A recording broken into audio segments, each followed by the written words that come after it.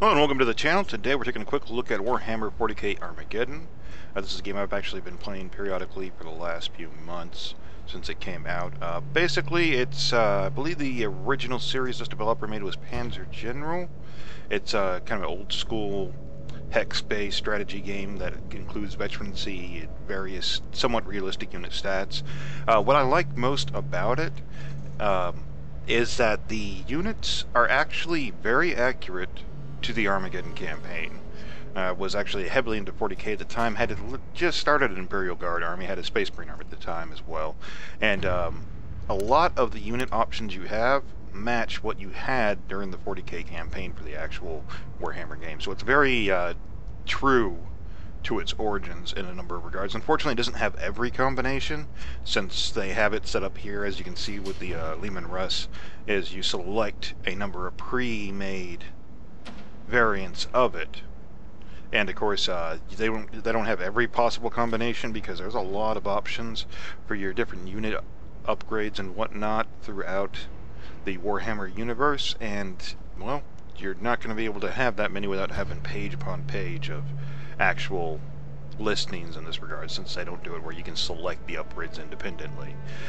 You can see here they have the 3 different weapons is pretty much the max you can get for any unit, which in some cases is not accurate, of course, but for the most part it is fairly accurate. They're very well balanced. You'll see a lot of, as you can see here, custom options for what you can go with.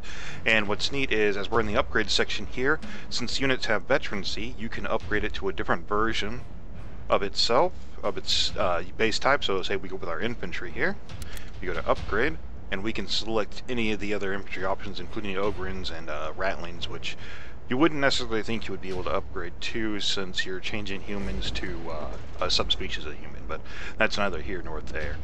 Basically, that allows you the option to customize your units. Like my last few campaigns have been more hit and run, or campaign missions have been more hit and run rather. So I'd gone with changing my infantry over to Rough Riders, which are great against other infantry and up close against vehicles, since they have the hunting lance there. And of course, not all the options are available in every mission. I have noticed that.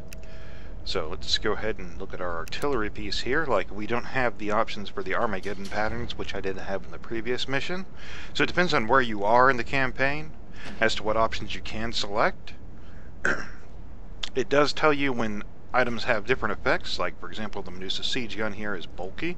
We click on that, it tells us that the weapon does not fire in retaliation combat.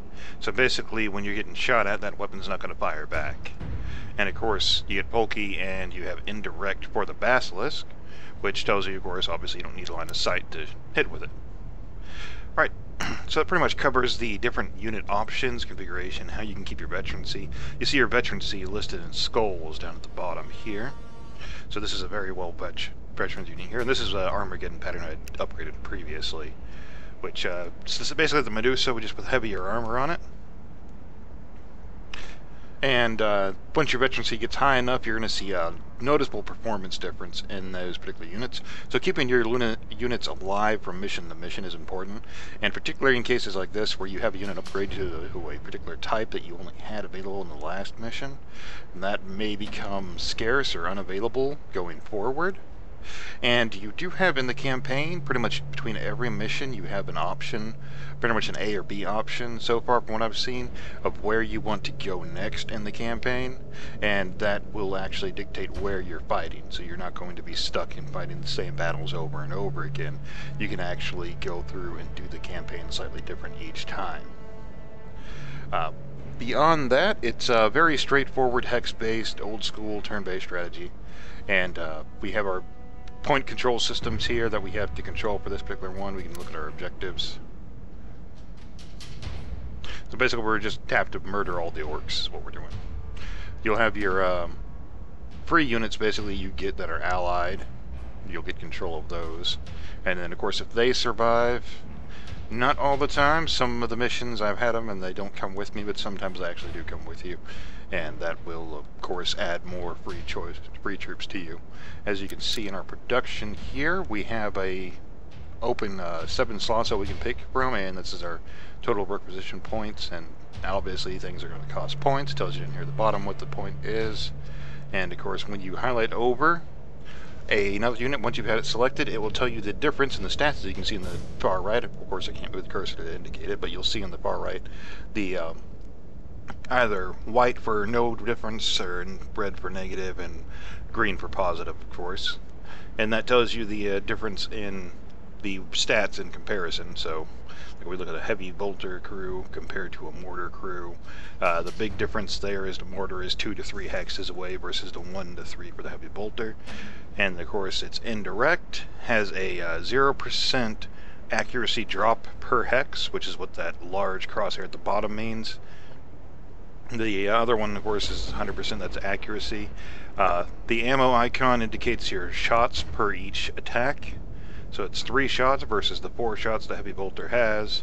0% armor penetration, which means it does get a negative effect against armored units. So it doesn't do full damage to them. And of course 30 is the actual damage it does. So really for that, the only reason you're going to use a mortar crew is that you are hiding behind mountains or any other kind of cover that you can fire indirectly at. Beyond that, of course, you will want to use heavy bolters since they're pretty much better all around.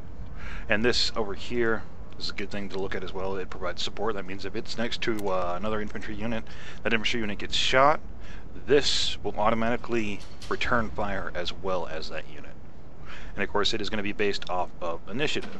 Initiative determines who shoots first. So even if you initiated attack and you have a 1 initiative and they have a 2 initiative, they're going to shoot you first. So you got to consider that. Transports you can select per squad. That does increase the cost considerably.